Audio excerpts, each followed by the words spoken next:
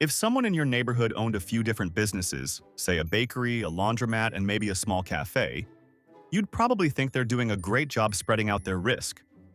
They're diversified, right? But in the world of investing, the advice suddenly changes. Financial experts often recommend holding 20, 30, even more stocks in your portfolio. So which is it? Focused or diversified? In today's video, I'm going to share a clip where Warren Buffett weighs in on this exact topic, and his take might surprise you. He breaks down why owning a few great businesses might be better than owning dozens of average ones. If you enjoy videos like this, give it a thumbs up and don't forget to subscribe. Let's get into it. My name is Mark Hake. I'm from Scottsdale, Arizona, and I am very interested in your policies on diversification and also how you concentrate your investments. And I've studied your annual reports going back a good number of years, and there's been years where you had a lot of stocks in your marketable equitable securities portfolio, and there was one year where you only had 3 in 1987. So I have 2 questions. Given the number of stocks that you have in the portfolio now, what does that imply about your view of the market in terms of, is it fairly valued, that kind of idea? And second of all, it seems that whenever you take a new investment, you never take less than about 5% and never more than about 10% of the total portfolio with that new position. And I wanted to see if I'm correct about that. Yeah, well, on the second point, that really isn't correct. We have positions which you don't even see because we only listed the ones above 600 million in the last report, and obviously those are all smaller positions. Sometimes that's because they're smaller companies and we couldn't get that much money in. Sometimes it's because the prices moved up after we bought them. Sometimes it's because we may be selling the position down even. But so there's nothing magic. We like to put a lot of money in things that we feel strongly about, and that gets back to the diversification question. We think diversification is, as practiced generally, makes very little sense for anyone that knows what they're doing.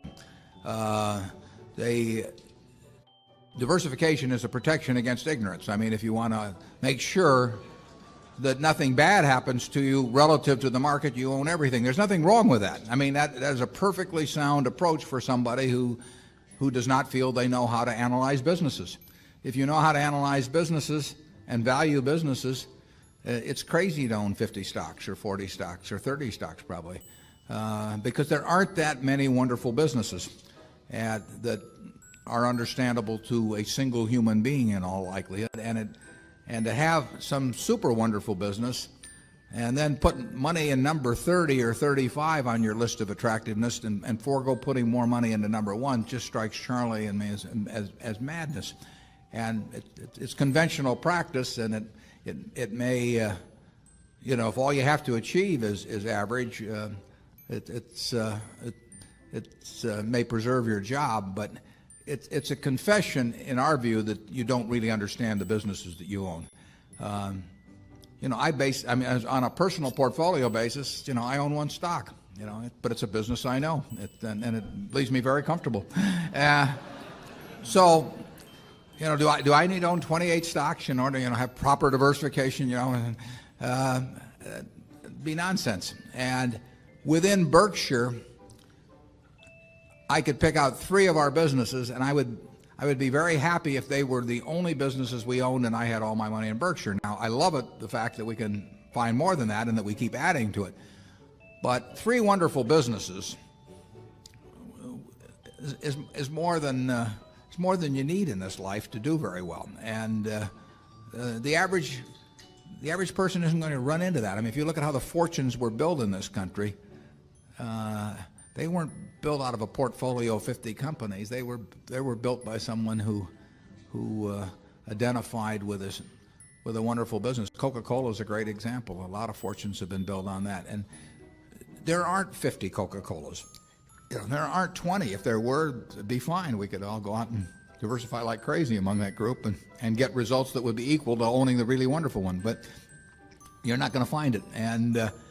And the truth is you don't need it. I mean, if you have a really wonderful business is very well protected against the vicissitudes of the economy over time and competition. I mean, you know, we're talking about businesses that are resistant to effective competition. And 3 of those will be better than 100 average businesses.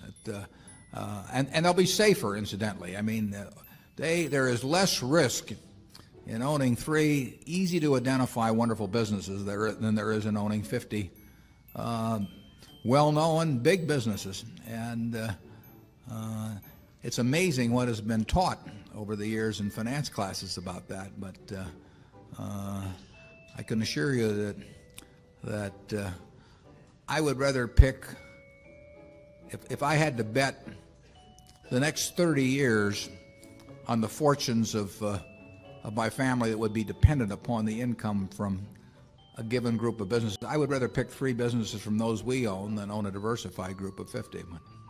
Charlie?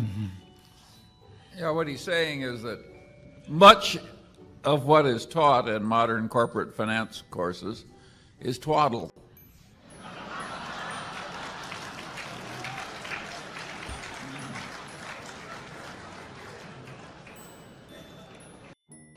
You want to elaborate on that, Charlie?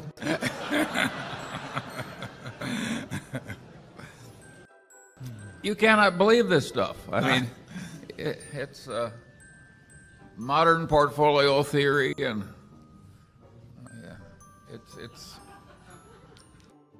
it has no utility. But I mean, it will tell you how to do average. But you know, I think anybody can figure out how to do average in 5th grade. I mean, it's just not that difficult, and it's elaborate, and you know, there's lots of little Greek letters and all kinds of things to make you feel that you're in the big leagues. But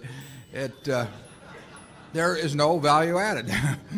I have great difficulty with it because I am something of a student of dementia, and I have. We hang around a lot together. And I can ordinarily classify dementia, you know, on some theory structure of models, but the modern portfolio theory, it involves a type of dementia I just can't even classify. No. Something very strange is going on. Yeah. If you find 3 wonderful businesses in your life, you'll get very rich. And if you understand them, bad things aren't going to happen to those 3. I mean, that's the characteristic of it. By the way, maybe that's the reason there's so much dementia. If you believe what Warren said, you could teach the whole course in about a week. Yeah.